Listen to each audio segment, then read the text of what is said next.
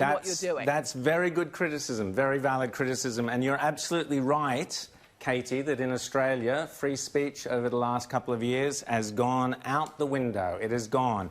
And we've seen some terrible examples of that, and we see them all the time. I want to ask you about South Africa, your work with the killing fields. Tell us about the documentary and how you came to do that.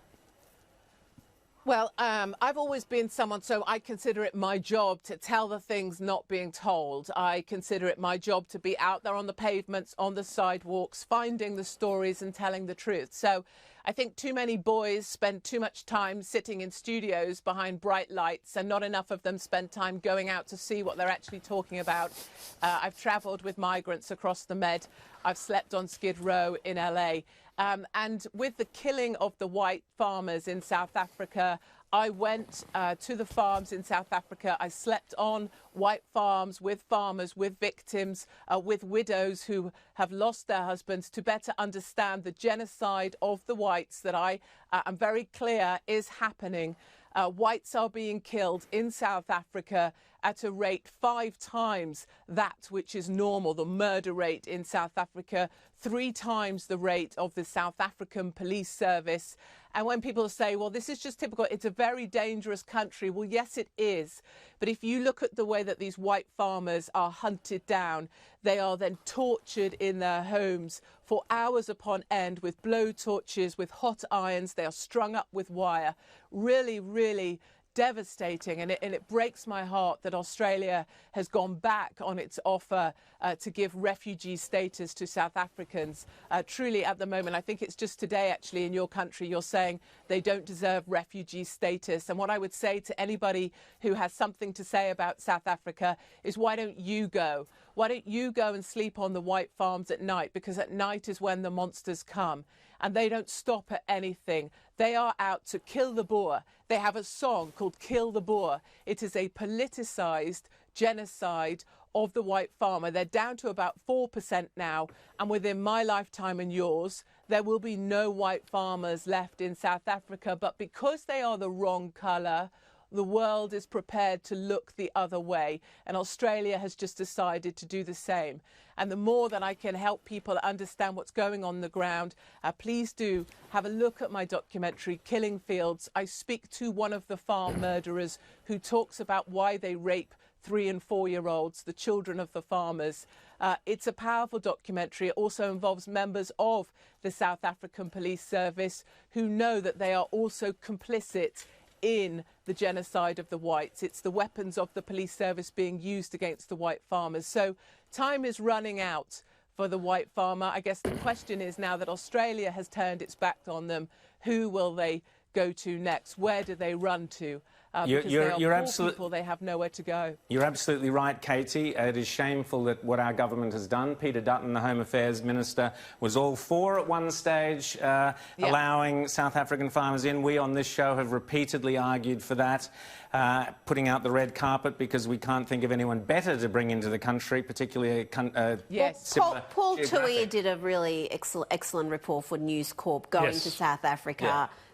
Talking to the farmers, just exploring exactly what's happening there, and the stories are harrowing, just absolutely horrific accounts of violence and intimidation. And what is clear, Katie, is that the bureaucrats, our left-wing bureaucrats in Canberra, have got in and pulled the rug on this. You're absolutely right that it's disgraceful. James? Oh, I was just going to ask, I mean, just to follow up on this, we have seen some good reporting on this, but not enough. I want to know, is South Africa going down the same road as Zimbabwe? Yes, absolutely. So Zimbabwe was the breadbasket of South Africa. Because the white farmers were culled from the land there, it is now in absolute famine. They're going to be requiring food aid and are requiring it. South Africa is following directly behind that. So the more that you chase whites off the land, you can't just put, respectfully, a black individual onto that farm. They don't just become a farmer, and very often these farms are just looted. Everything is stripped from that farm. It's no longer a viable farm. Those white farmers are needed in order to feed South Africa. But you know what's going to happen? They're going to hit famine, and when they hit famine, they're going to blame it on climate change, and then they're going to say that we need aid from Britain, from Australia, from other countries, people like me who've been warning about this. And for my troubles, may I just say, I was detained when I tried to leave the country because they didn't want me reporting on this, and I have been banned from South Africa for spreading racial hatred. That's the definition of the ANC for talking about white farmers in South Africa. So I have paid a personal price for that, as I have with much of my speaking out. But I'm still determined to fight the good fight for these farmers. And if you listen to their stories now, they are planning. Each weekend they meet up and they're planning to make a last stand, a final retreat to defendable space where they will make a last stand for their country. This truly is biblical and epic in proportion, and actually it is a look forward. It is a glimpse into the future of Great Britain, because in Great Britain right now people are working out where they are going to go, where will they leave when our country is finally taken over. This stuff is big stuff. Yeah, absolutely. And Katie, you urge people to watch your documentary. Now, I want to go back to, you've rightly said that you have suffered enormously for speaking out, for speaking your truth, and you've lost your house, you've been cancelled. This is the thing that the left are now doing, this cancel culture. You've been off Twitter, on in this magazine, off that radio station. Tell us what it's like to be persecuted in this way. Well, first up, I accept everything that comes my way. So I put myself out here. I have to suck it up. If I don't like it, then I can go home, I can sit on my sofa and I can be quiet. So toughness for me. You know, I've just got to suck this up. But as a result of speaking out about the truths of my country, I have been arrested and interviewed under caution because of a column in a newspaper.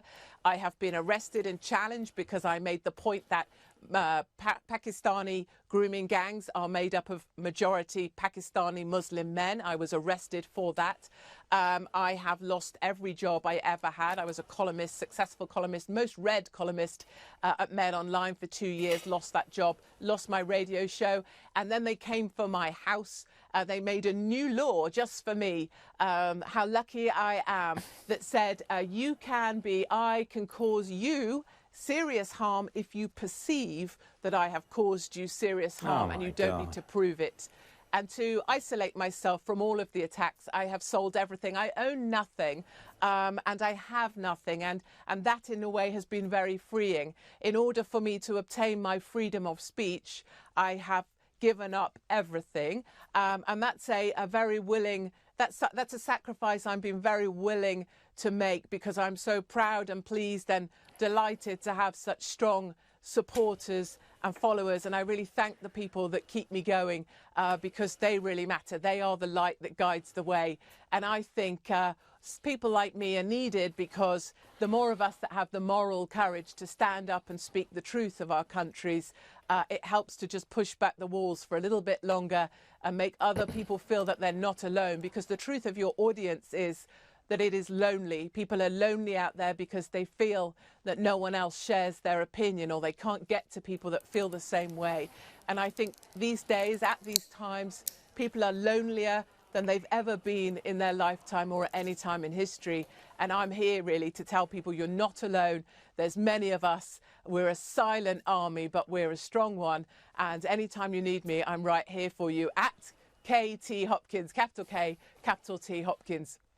Katie Hopkins, thanks so much for coming on today. Absolute privilege and pleasure to have you on. You will have given a lot of people a lot to think about, and I hope we see you again. And keep up a great fight. Very much. So many people are supporting you and behind you. Thank you, Katie Hopkins. Thank you. There you go, scared of the coronavirus? Wait till you hear what our epidemiologist has to say about life in the hot zone. And James Donkeyboat back in a tick.